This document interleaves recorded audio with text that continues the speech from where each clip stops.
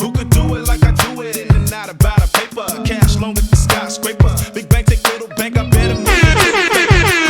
Illustrator, true indeed, dominator. Ain't none greater, chillin' ball with the boss players. From Vallejo, me and my homie be chillin', stacking G's up on the table. Rattle their brain with hurricane.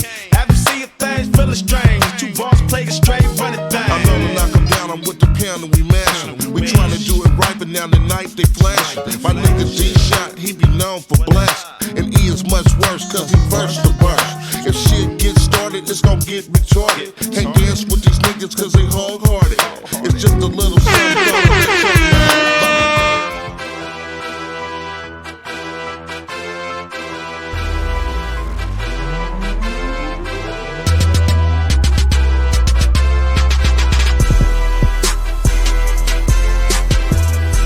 What's going on, AMG? This is Headliner, Volume 3. I'm joined alongside my co-host for the second time, Playa partner.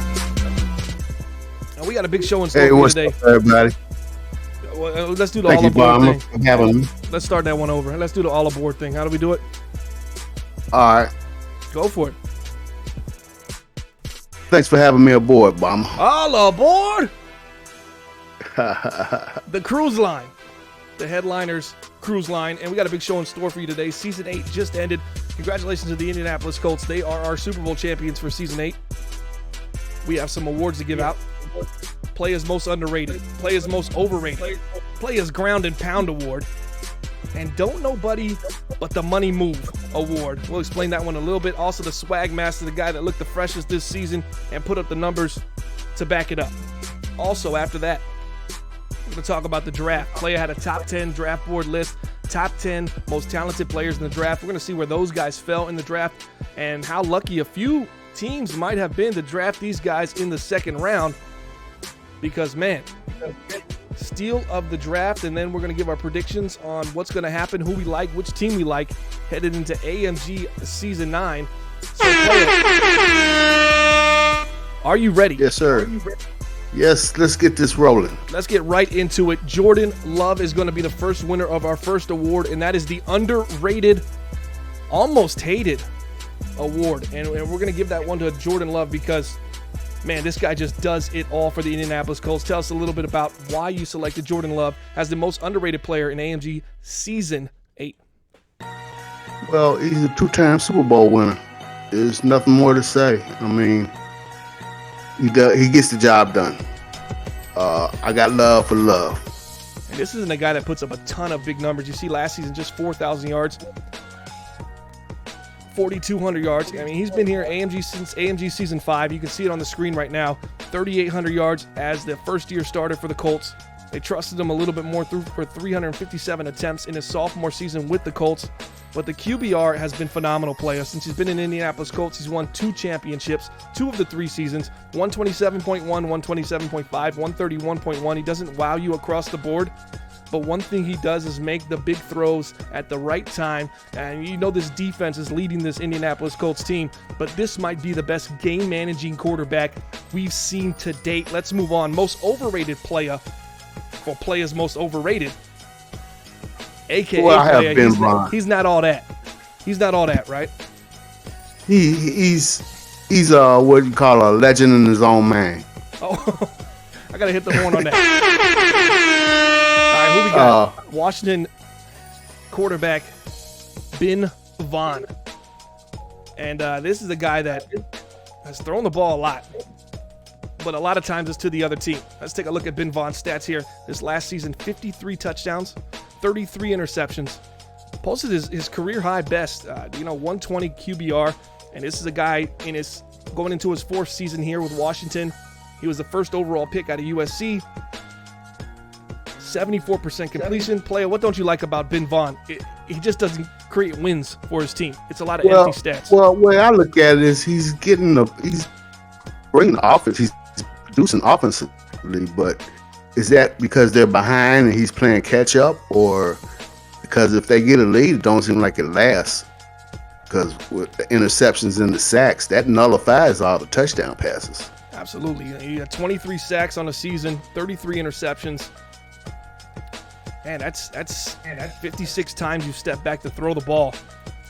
and it hasn't ended well for Right. Ben Vaughn. And he threw the ball for a lot, and 465 times, just one attempt short of the previous season, though his completion percentage was way up, 400 yards, way up, 120 QBR. You know what the team record was for Washington this last season, AMG Season 8? If you don't know now, you know, 8-9. This is an under 500 That's just team. not going to cut it. And who does that fall on? That's Whose just shoulders? not gonna cut it. Whose shoulders does that fall on? I say pause on the quarterbacks because if I'm looking at these numbers, he's not giving them a chance. So Ben Vaughn, Basically. you've officially been stamped. You're not all that. You're just not all that. You're not No. everything they need you to be.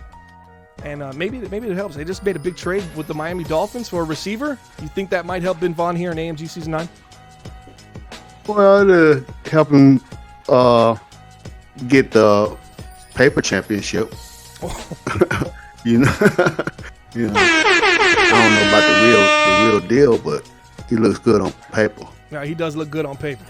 Not so much in real life. Now we're going to move on to the player. You want to say this one? Don't nobody but the money move. Tell everybody what that means. Don't nobody move but the money. Oh, That's when Wrap it up. it goes back to my younger days, and we'd be out there shooting craps, and we'd have some knucklehead come in and don't nobody move but the money, and he'll rob us and go and have a good time. I mean, and that's how I look at DeForest Buckner. When he comes through that line, him and his gangsters, everybody just stop. Don't nobody move. And the quarterback is mass, and the quarterback represents money. So that's why I got that. Nobody wants to step in front of that freight train, DeForest Buckner. We're going to put him on the screen in just a second. Yeah, here it goes on the screen. He's There's just the a beast. 25 sacks, 2 forced fumbles, and a touchdown. And Playa, say it again. What's the slogan here for this award? Nobody move but the money. And that's exactly what's been happening as DeForest Buckner's been absolutely robbing offensive lines of Pro Bowls, of good statistical Ben Vaughn paper stats, absolutely dominating the defensive side of the ball. And hey, you can't knock a pick that has DeForest Buckner as the most dominating force on the defensive side of the ball. Now we're going to move to one last award here for AMG Season 8, and it's going to be the Swag Master Award. And that's the guy who looks the freshest and produces. And this season, Playa decided we're going with Derwin James. Derwin James. Mr. Powder Blue. He's going San to be in the Diego Jordan Chargers. 5s. Look at the Jordan 5s. He's got 2 sleeves on, Jordan gloves, hand warmers, towels, powder blue and yellow Jordan 5s. I already said he's got the nice visor. We've got the yellow mouthpiece. I mean, this guy's absolutely fresh. And what do you do when you see Derwin James on the field looking that swaggy? You stay away from a player like this because he's going to make turnovers and create chaos. And that's exactly what he did throughout his time in AMG Season 8 with 6 interceptions. I mean, how fresh does he look, though? He looks real fresh. Play, could you That's see the yourself swag mouth. Halloween maybe dressing up as Derwin James? I don't do Halloween no more, but No, but if you did, you'd be DeForest Buckner, right? Top of the list. Yeah.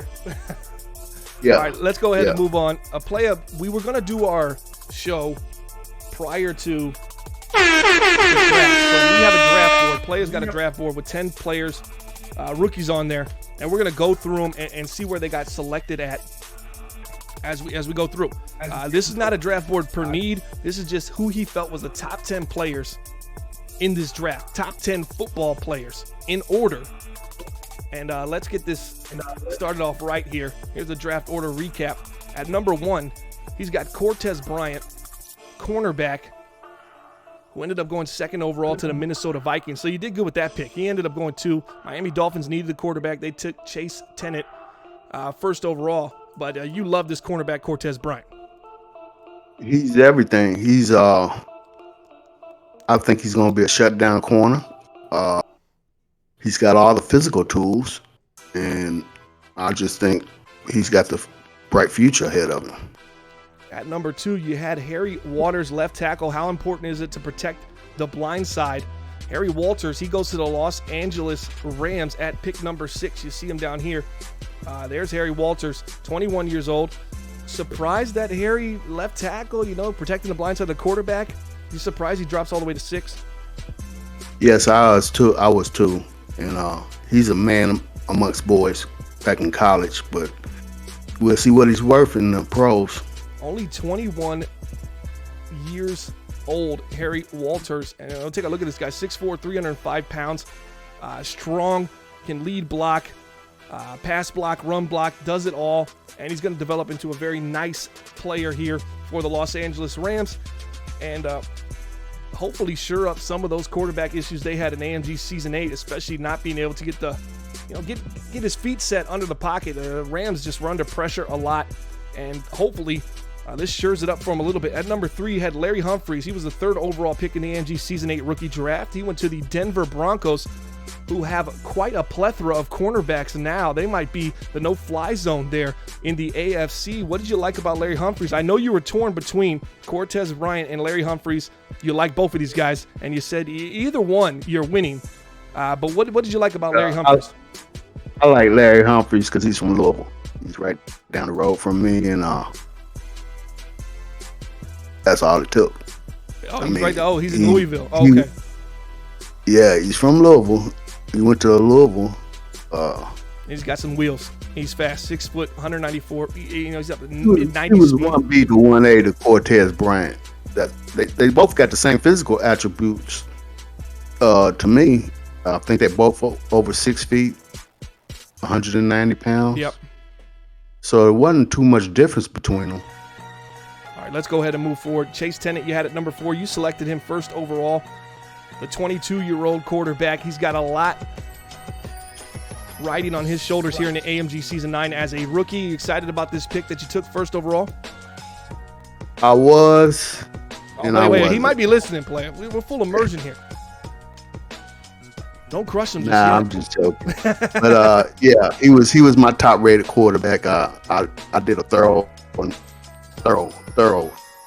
investigation on all the quarterbacks coming out this year, and to me, he was the one that stood out, and we drafted him number 1. Yeah, Chase Tennant was taken 1, but you also had Ben Oakley 5th on your board, so 4-5. It was close for Oakley. How close was it for you taking Ben Oakley? It was real close. It came down to right before we picked. Still torn between him and Oakley, Tennant and Oakley, but Tennant, he just had something that we thought would help us more than what Oakley did. Absolutely. We're happy. You look at Ben Oakley, he falls to the 2nd round, 2nd pick in the 2nd round. Green Bay Packers, they got Cortez Walford as their quarterback right now. They just couldn't pass on him. It's just so talented. Are you surprised Ben Oakley drops all the way out of the 1st round? Yes, I was. I figured he'd go somewhere. I thought he would go right after us, but yeah, a couple teams need a quarterback. Rams, they sure up the offensive line. That's absolutely important.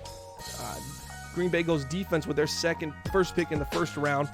But you see some teams out there that might be in some quarterback trouble mid-season, and they'll be wondering why they pass on such a great talent like Ben Oakley. At number 6, you had defensive tackle Devin McKnight, and this is your guy that you call the steal of the draft, the 21-year-old, 6'5", 307 pound, out of Oklahoma. The Oklahoma Sooner. Devin McKnight, D-tackle. He ends up going to the New York Giants, and they do a phenomenal job drafting in New York. That's why they've been so dominant in the NFC East. Your comparison for Devin McKnight, at least a ceiling comparison, who you think he can be? I think he could be on the same level as Buckner. DeForest But he has the same build to me. I mean, to be so young, he has a high ceiling, and he's going to dominate when he gets it all together. You can move him inside, outside. He's got that type of talent. He's not the fastest, but he's faster than he runs. He's quicker in game than he looks, at the combine. This is a guy, he's got the physical attributes. Devin McKnight, watch him pick 30.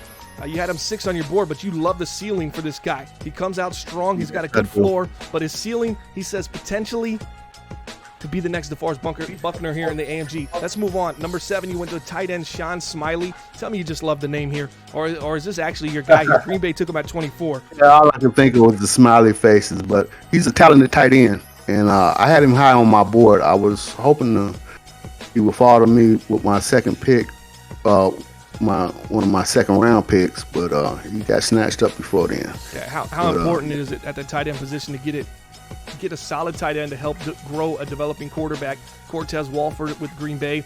You just drafted quarterback first overall with Chase Tennant, so you were looking to get that safety blanket for him out of Wisconsin, 6'6", 247. I like the rookie as well. He's got the abilities athletically. He can make plays. He's got great jumping. He gives you everything you want, and if he continues to grow, man, he could be one of the special tight ends here in the AMG. Let's move on. At number 8, Pat France, left guard. Yep, 17th overall pick from the Tampa Bay Buccaneers. I thought this was kind of a steal of the draft. I know a lot of people shied away from Pat France, 23-year-old rookie. He's at that age where, you know, people like the 21-year-olds, 22-year-olds, 23 years old, but this left guard, he can give you what you want on the offensive line. Well, I think when it comes to the O-line, you want as much experience as you can get, and where you don't have to babysit him.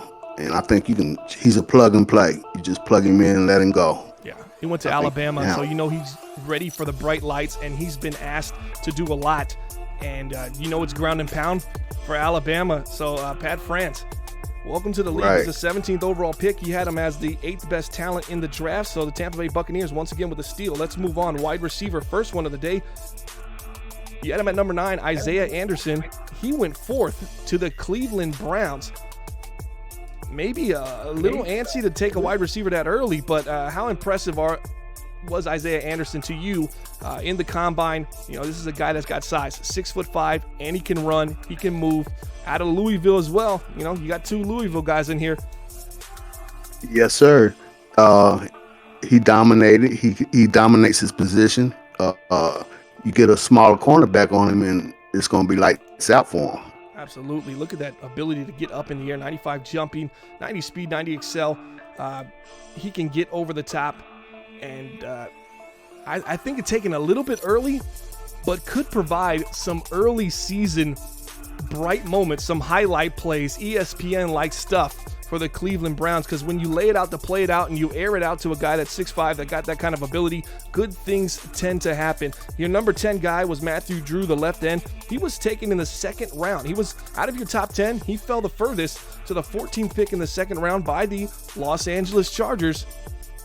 Well, they got them a solid left end, a defensive end, and he'll be great in the nickel packages because he'll get to the quarterback. So good speed, excel. Go wrong with that pick. Yeah, I absolutely think this is a guy, he can power move you, finesse move you, but he fell to the 2nd round. He's going to be playing alongside some talented defensive linemen. What do you think? What do you think the ceiling for this guy? He could end up getting, just on double teams alone, might be a rookie defensive player of the year. Oh, there's a shot right there. Hit the horn on that. Potentially, just because of the talent that surrounds him, he's going to get a lot of single coverage here, maybe even some free lanes to the quarterback. He could surprise a lot of people and take home that defensive player of the year. Now let's go ahead and move on. We got predictions. We're going to wrap up this show here. Playa, you talked about him last year.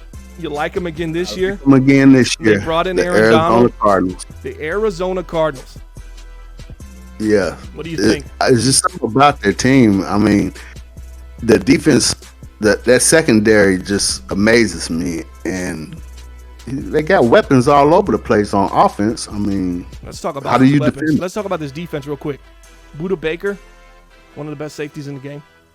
Byron Murphy, top end corner. CJ Henderson, top end corner for the Arizona Cardinals. A lot of talent on the defensive side of the ball, but you talked about Jeff Gladney, also another solid cornerback for this team. Ball hawking, they can get to the quarterback, and get to the ball while it's in the air. Jalen Thompson, another solid free safety. I mean, they got a Fab 5 in that secondary, and we're not even talking about the new acquisition of the main man from the Rams, Aaron Donald, Mr. Big Money, 34 years young.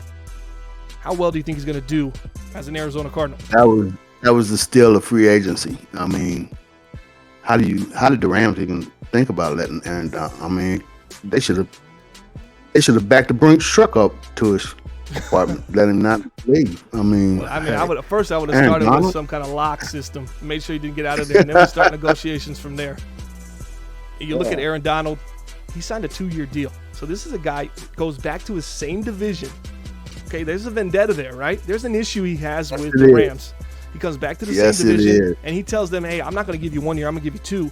And it was a pretty friendly deal. I mean, there's a lot of defensive ends and D tackles that are impactful, like Aaron Donald, making over $20 million. He's just slightly over that. He signed a 2-year deal with 42 with half of it guaranteed. And this was a pretty good contract for both sides. I think Aaron Donald worth every bit of it. Yeah, yes, and we'll worth see what every he bit produces. of it. I mean, last season, you look at Aaron Donald's statistics, just 4 sacks, right? But he's getting double and triple. You don't know how good he's making those around him. This year, I expect his sacks to get closer to 10. I think he's going to have a bounce back year. He's going to look like he's 30 again. He's going to be rejuvenated, and he's playing with a little chip on his shoulder. Watch out for Aaron Donald. Okay, so my team I'm picking as the team to watch. Oh, I've been going back and forth about this. I like the Indianapolis Colts on a potential 3-peat just because they're slow and steady. And Jordan Love, the Love Doctor, he's been delivering when they need him the most. Couldn't go wrong Colts with are my him. favorite, and I think they could go 3 in a row. But I'm going to say this team is going to get off to a better start than last season. I'm going to go right back with Baltimore. We're picking the same teams. The same teams as we picked last time. Baltimore fell apart on me. You know, they ended up seeing the Cincinnati Bengals get in, but this is the year for the Ravens. They're going to play a lot more competitively, and I think they make that jump, not just into the playoffs and winning the division, but I think there might be a threat, and they're going to be a tough matchup for DeForest Buckner, believe it or not, because once you get past that line, there's another guy you're going to have to tackle, and he's not a sitting duck in the pocket. That's Lamar Jackson. If they can get themselves firing on all cylinders, watch out for the Baltimore Ravens. So that's going to do it for our show, Headliners Podcast number 3, second one with me and Playa on it. We're going to be continuing to pump out content, keep it weekly content here. And any last words here, Playa? Just play hard, play cool.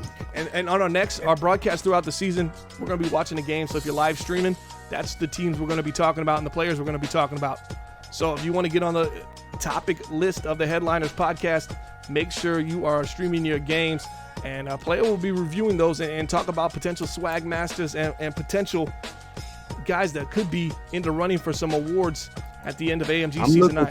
I'm looking forward to seeing some of these rookies and how they perform this year. Absolutely. What about those 2 rookie quarterbacks that are going to be sitting on the bench there for Green Bay? What are they going to do? I heard Cortez Walford. I didn't understand that one, but hey. that threw me for a loop, but hey, please stay on. Hey, Cortez Walford might be on the move. Stay tuned for that, guys, as well. We've heard his name come up, and we don't want to give any spoilers out just yet, but I could see him moving before it's all said and done, and one of those rookies getting a starting job. But that's going to do it for the show. Appreciate you guys, and we are out of here. See you next time on the Headliners Podcast.